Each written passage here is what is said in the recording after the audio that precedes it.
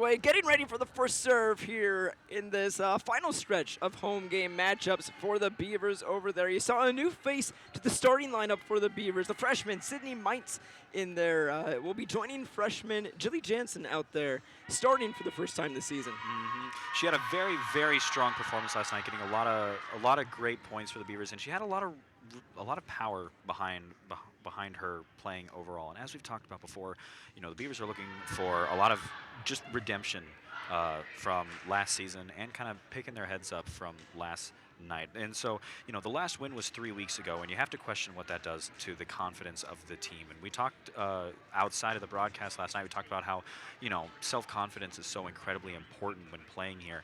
And so I think confidence is a big thing, and having that confidence in yourself and your teammates, and wondering which team is going to completely show up, because we'll say it once again, there's 2 losing streaks going on right now, and both teams want to break theirs. And so, yeah, next week, BV is going to be on the road for their next game, so they got a little bit of time before they have another home game. And then for Coe, you know, they're looking to continue their momentum from last year, and let's see if they're able to keep that up and we can get this game going. Absolutely, and speaking of getting this game going, it'll be Rachel Brockney back there behind the line for the Beavers, kicking this one off for us here in Siebensfeld as we're underway in the rematch of the conference championship. That one, a strong attack that time. That'll be number 11 for the Cohawks. Gracie Urbach getting her first kill quick and early right away. That was Jilly Jansen there, getting a good touch on it, but still not quite able to keep that one in the air for them. You said last night that, you know, the first 5 points of the game can be a good indication of how the rest of the game is going to go. Do you think that's going to be true here as well? Absolutely. The first 5 points here is going to tell us everything we need to know about this matchup so far, so the Beavers have to come out strong. A beautiful dig from that back row from Jilly Jansen. Outside attack come from McCauley. And they're giving the point to the Beavers here. It looks like on the block into the net, they're calling on the Cohawks. So the Beavers now already off to a better start than last night. I think that call was on Grace Lukin of the Cohawks. Molly Benzie on the serve. Outside attack coming from the Cohawks. Tipping this one. Beautiful dive from the back row from Bates. But they're going to call a 2-touch on that push. I believe that might have been Jansen who pushed that ball. They're calling a 2-touch on that, so the point will go to the Cohawks. Maggie Furlong back to serve for the Cohawks now. Score being 2 for the Cohawks and 1 for the Beavers. McCauley on the receive. Jansen pushes it behind her to Johnson. Attack coming this time up the gut. And able to get that to drop in between Benzie and Bates back there in the back row from the Beavers. We talked a lot last night about being able to thread the needle when you're on offense, and I think that's going to be just as prevalent in this game as it was last night. Furlong on the serve once again. Bates on the receive. Jansen tracks it down. Johnson's going to roll this one to the back corner. Furlong's there to cover. Outside attack coming this time. That one drops on the back baseline. Molly Benzie thought that one was going out. Maybe wasn't quite playing deep enough there in zone 5 as that one dropped on that baseline. And we are officially 5 points into the game, Mr. Tigges, and it seems like it's so far been pretty similar to last night's game. It sure has, but right there the Beavers are once again able to capitalize on the errors that their opponents have been making. That's really what kept them in the match last night, so hopefully able to do that plus more here tonight, or this afternoon. Ignacheski back to serve for the Beavers.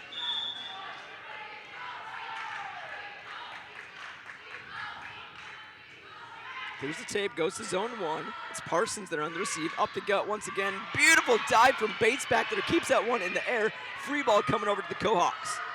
Up the gut once again, that time goes to that back corner as Bates wasn't quite able to track it over there and Benzie was a little closer to the net. So they left zone 5 completely open for them. And I believe that was Hannah Pizzolato back there capitalizing on that. It was very similar to what we saw just a few points ago when it came to where Coe hit it from and where that ball ended up. Ignacheski on the receive. Jansen puts it to the back row. That'll be Benzie on the attack. Don't see that very often. Outside attack coming this time. Bates is there to cover. Outside attack coming from McCauley. Beavers have yet to get a kill on the evening, or on the afternoon.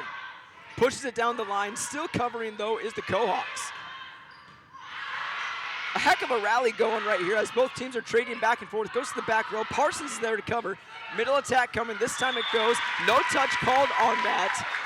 And the point will go to the Beavers. That's got to be a big confidence booster. That's definitely a good way to shift the momentum. And we got Molly McCauley back to serve right now, who had a great offensive performance last night.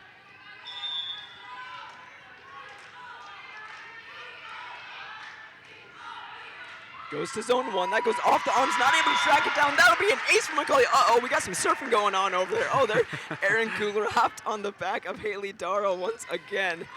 With a little surfing action in here. Yeah, Molly McCauley definitely a strong server with, as I've said before, that iconic diagonal serve. That one goes long, and they called it that time. Looked like McCauley was targeting zone 1 once again, but just sailed that one a little too long, got a little too much of a float on it. She was just simply too strong. Maybe Coach Ballman needs to dial back on the weight room program a little bit. That one goes off the tape, but still Ignacheski's there to receive it. Brockney on the outside rolls this one to the back. Little out-of-system ball for the Cohawks, but they're able to keep it in system. Attack coming from Brockney once again, pushes it to the back row. A nice lunge back there from the Cohawks. Big block from the Beavers, keeping that alive though. Free ball coming over to them. Skylar Cole running a block of their own for the Cohawks. Jance pushes it back over to Brockney, goes down the line, that one goes out. No touch called there, so it's the Cohawks who were able to hold on to that point. We've had a few balls go long so far, both on serve and on just attacking. Got to see if the Beavers are able to bring that ball down more as this set continues. Jansen sets it over to Skylar Cole for an attack. That one goes through the block, but still, the Cohawks are there to cover. Free ball coming over to the Beavers once again. Jansen sets it up for Skylar Cole, pushes it from the middle, tight to the net. Joust coming up, and Skylar Cole capitalizes on it. Skylar Cole was all over the court on that point. She ran that slide earlier. She does that a lot, one of her go-tos when she's attacking, and she's now back to serve for the Beavers. As we saw last night, Skylar Cole struggled with some service errors. Going to see if she can reel those in this afternoon. She does so there. Able to get the dig as Cole as well. Mine's able to get a middle attack of her own. Outside attack coming from the Cohawks down the line. And that one went with power. Not really much the Beavers could do. There's good placement on that ball. We were talking about Skylar's serve. I think the way I kind of see it, it's almost kind of like a high-risk, high-reward kind of serve. She keeps it nice and low on the net. It's got a lot of power. So, yeah, maybe there's a little bit more of a chance of it hitting the net. But when it does go over, it's a difficult serve to return. Maddie Maas, the setter for the Cohawks, on the serve on that one. A lot of power behind that. Big attack there from the Cohawks. Cohawks now ahead by 4 early on in this first set. Beavers so far in this first set are outperforming themselves compared to last night. Maas on the serve once again. Back corner, Ignacheski is the target. Jansen pushes it back row attack coming from McCauley, able to get that one. It looks like they were calling for a touch, but not going to get it. So just misses that outside baseline over there. So Beavers find themselves down by 5.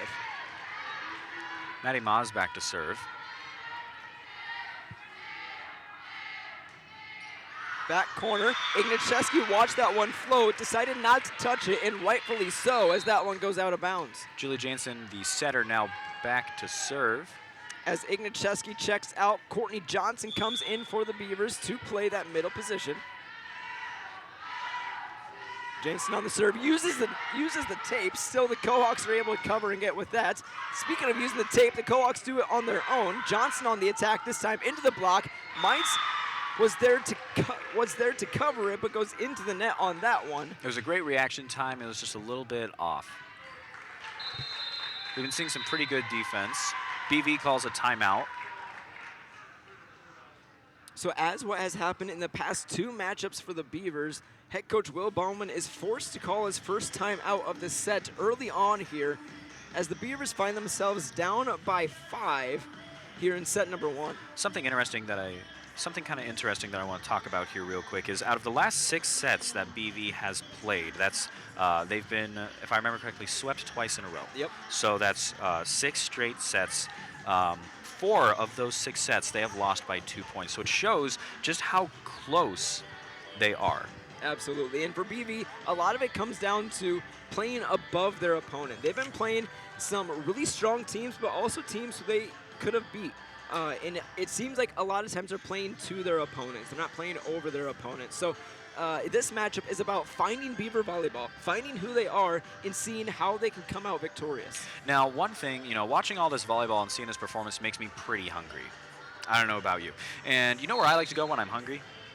I heard there's this good place in town. Yes, I love to go to the Hometown Pizza Ranch. Be sure to go on down to your Hometown Pizza Ranch after the game today or anytime at 517 East Milwaukee Avenue here in Storm Lake. Enjoy a delicious buffet with a great selection of pizza, chicken, and a full salad bar. Pizza Ranch has legendary pizzas that will tempt your taste buds. Remember, anytime is a good time at Pizza Ranch, and you can also think about working at Pizza Ranch. Check out the great career opportunities at pizzaranch.com. Let's head back into volleyball. Can I just say, I love listening to you read through that. You're much too kind, Mr. Tigas. You make me want to go to Pizza Ranch. You probably should. Brockney on the receive. Mites rolls it over. Tight to the net here. Mites with the joust. They're giving the point to the Beavers as Maz goes over the net on that one as the ball was not in the plane. So that'll be an error on Maz, and that'll put Brockney behind the line to serve for the Beavers. Coach Bauman giving the signal to Brockney of where to place that ball. Goes to zone 5. Goes right to Kelsey Hansel. Benzie covers there. Mites on the attack. That goes off the top of the block. Beavers come back with 2 points of their own. That line judge over there immediately calling the touch call before the ball was even close to hitting the ground. Brockney back to serve once again. Clears the tape. Parsons on the receive. Low tight to the net. Pushes it over. Brockney there to cover. Outside attack tipped by Courtney Johnson. Attack coming from McCauley. Doesn't get a good touch on that, though, as it goes off the side of her hand and straight into the net. So that'll be an attacking error. Just a little bit off target there. But, from my observation, I don't think we see that very much from Molly McCauley. So I'm not worried about that being a consistent thing. Maddie Parson makes her way behind the line for the Coe-Hawks, the libero. A miscommunication between Benzie and McCauley right there. It looks like they were looking at each other on who was going to take it as it dropped right in between them. So that'll be an ace for Parson. 5-point difference between the Coe-Hawks and the Beavers right now. Parson on the serve once again. McCauley receives it this time. Johnson has to set up an out-of-system ball. Free ball coming over to the Coe-Hawks. Middle attack. That one goes straight into the hands of Jilly Jansen, and it goes straight to the floor. It was a great reaction time from Jansen, able to keep that from obliterating her face. As it looks like right there, we have some Beaver Volleyball alumni in the house. Caitlin Osipich, Taylor Wiedemeyer, Sydney McLaren, and Hannah Smith. 3 of those are seniors from last season who took on this team in the conference championship. Great to see some familiar faces. Yep, absolutely. Big shout out to them. Gotta appreciate the hustles over there to try to keep that ball in the air, a little out of system there, but not quite able to do so. So it'll be the Coe-Hawks who are on a little bit of a run of their own.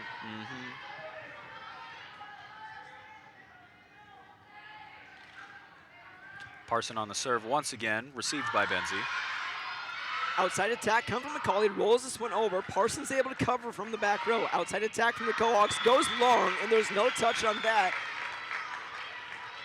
So the Beavers now able to snap a little bit of what started to seem like a run for the Coe-Hawks. So very timely for that attacking error on the Coe-Hawks. Hopefully going a bit of a run of their own now. Molly Benzie, what a dig over there by her. This is McCauley with another attacking error on that. Tried to just go with a little push over, but was not as close to the net as she might have thought she was. Maggie Furlong back to serve for the Coe-Hawks, score being 16 for the Coe-Hawks and 9 for the Beavers right now in this first set. Goes to the back row. Beavers watch it fly out. So once again, the Beavers are capitalizing on the errors made by the Coe-Hawks, something that's keeping them relatively close in this match. It's just essential that the Beavers are able to capitalize a little bit more on these errors from the Coe-Hawks and go on a little run of their own.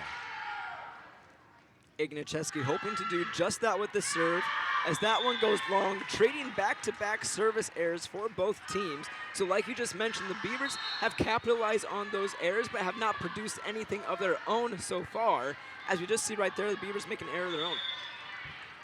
This might end up being a game of errors overall. Ignacheski on the receive. Jansen pushes it out to Skylar Cole on the attack. Off the top of the block, Parson lunges and keeps that one in the air. Back row attack coming. Ignacheski digs it. Skylar Cole on the attack once again. Parsons is there still. As Benzie on the dig, McCauley on the attack, goes across. What an angle! That was in front of the 10-foot line.